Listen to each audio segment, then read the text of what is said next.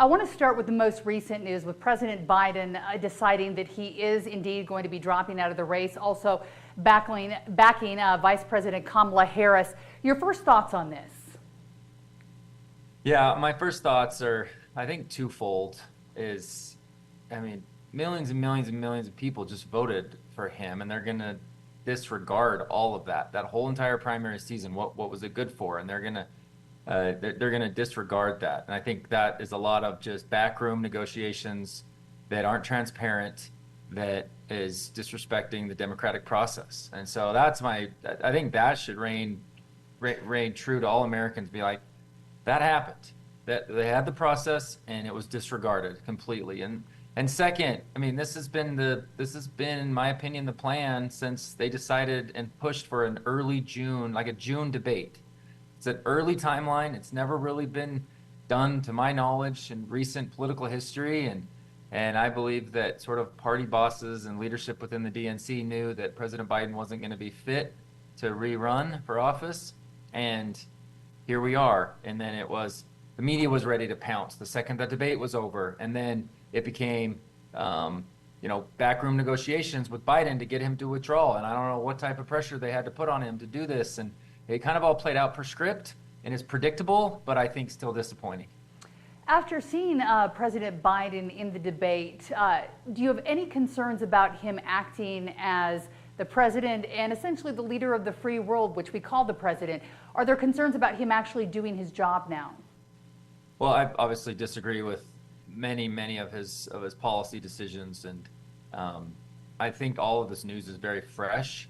I don't believe he's fit for office. I just don't see a scenario in which the cabinet does the 25th Amendment to make it. It's all been so orchestrated. They're going to kind of have him live out his time, enter into a lame duck, so the reality is, nothing's probably going to transpire with regards to him stepping down.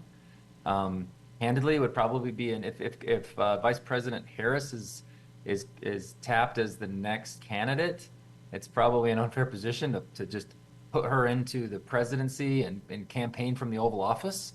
And so there's many factors at play here. I just don't see any of that necessarily playing out. What I did see that was predictable was that June debate, and doing it in time to replace him before the convention in August. Also, as we're listening to the conversation that's been going on since that debate, we're starting to hear now leaks coming from inside the cabinet saying that they haven't had a full meeting with the president since October, which is a very long time. I guess in my mind, you're thinking they're meeting on a more regular basis. So the concern is, have they kept a lot of people out of the loop so they didn't know what kind of position or help that the president was in? Yeah, I have to assume that's the case. That's very concerning that he hasn't had meetings that long. I don't know if to what extent that's accurate, but I believe there are numerous people that understood he wasn't fit especially for an additional 4 years, and that's why they orchestrated an early season June debate. So they knew that this was the case.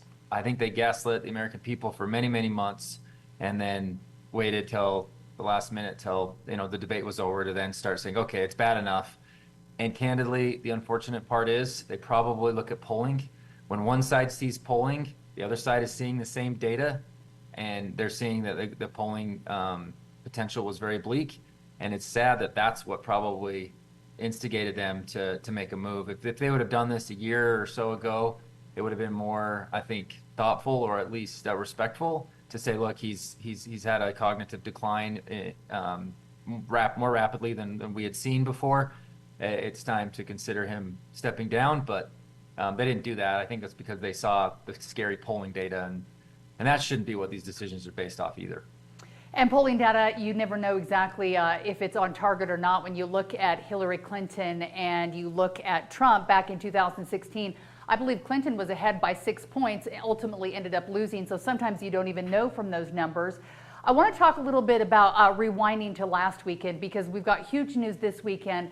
Haven't spoken to you since it happened, but last Saturday in Butler, Pennsylvania, we saw former President Trump come within a quarter inch, they say, of his life there, an attempt on his life, an assassination there. Your thoughts on what happened and what's happened since then? Yeah, it's tragic. I'm so grateful that we didn't see something worse, and for that to have been caught on camera, and it's just it was, you know, we're like I said, a centimeter away from a completely different outcome, and it would have been a horrible thing for America. There has been good calls for unity since then, and we need that. So I'm grateful that nothing worse transpired. And it was, you know, I saw President Trump this last week at the convention, and it's good for the country for that assassination attempt to be unsuccessful. And I hope that we can look from that and find a way to avoid anything like that going forward in the future. And I think there's there's a lot to digest. There's going to be plenty of hearings and investigations to make sure that things were done properly. You have, you know, Secret Service working alongside local police, and if there's gaps in where that work is being done, we've got to be able to suss that out and do something. I mean, when was the last time we had a former president that has this, you know, the Secret Service detail already, and then every time you're a major candidate, you get it again, but we haven't had a major candidate like this rerunning for office before. And so this has got to be something that we focus on and make sure that we're extra buttoned up, because most former presidents live a more, you know, more out of profile, out of public eye. You know, all the ones that are still alive today, they work at their presidential libraries and things like that. We have one that's very, very active now, so we've got to be very, very cognizant going forward.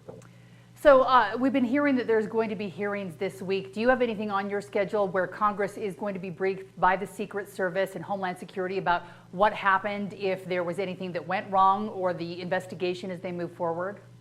We've already had a call on the books that took place shortly after, and that was mostly in prep for the convention and just giving people awareness.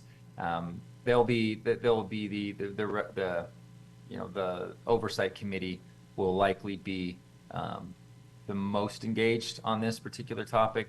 Chairman Comer will be the lead on some of this. There's calls for independent, which is, I say, you know, the more the merrier that we can do. There needs to be sincere oversight. It needs to be not politically motivated, and I'm hoping that Chairman Comer can play that role, which he will. I'm confident with him. And then, you know, I don't know what else is on the schedule later this week as far as joint Congress. There will be some hearings still coming up. What is your hope for this campaign as we move forward? Because we're not that far out from the November election. I think last weekend people were hoping that a lot of the rhetoric would die down, the campaigns would be kinder. I think that lasted for all of about 3 minutes. Both the Trump campaign, now the Biden and Harris campaign, when you read online how people are reacting, the niceness has gone already. Yeah, that's an unfortunate reality with the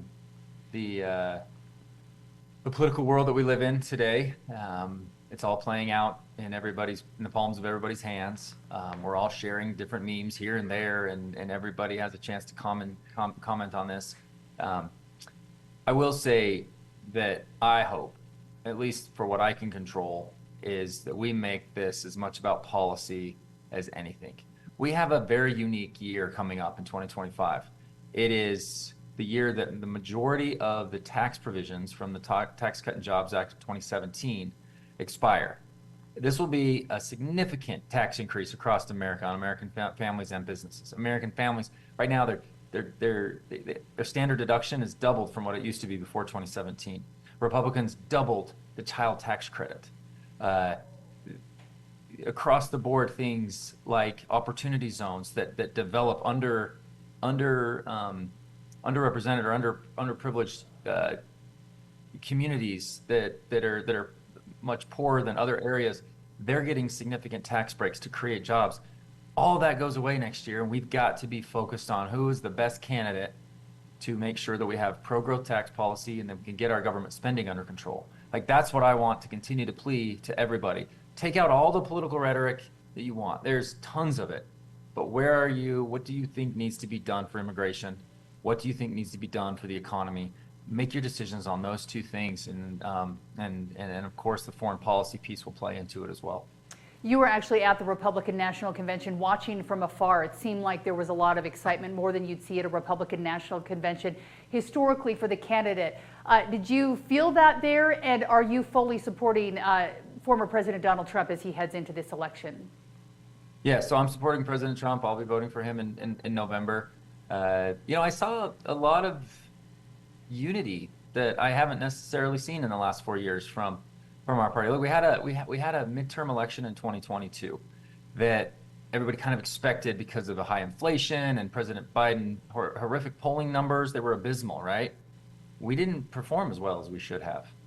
I think that we've maybe learned some lessons from if we are constantly going at each other with different, it's not about, you've got a group of squishy moderates versus hardcore conservatives. You've got a group of conservatives that want low taxes to grow the economy. They want that strong job opportunity. They want a strong defense, limited government, things like that. We all agree with that. There's just some different ideology factions within the party, but they're small and they're insignificant, and we need to get over those differences and kind of come together and show the American people that it is a very big tent party that will, when Nikki Haley and President Trump face off in a primary, they come together like they did at the convention. Those are good things to have happen, and I'm glad to see that take place. All right, we'll be watching it closely. I was doing the math. I think only 85 days till Utahns will have their ballots in their mailboxes, so it's coming up quick on us. Thank you so much. Yep, it is coming quick. All right, thanks so much for joining us.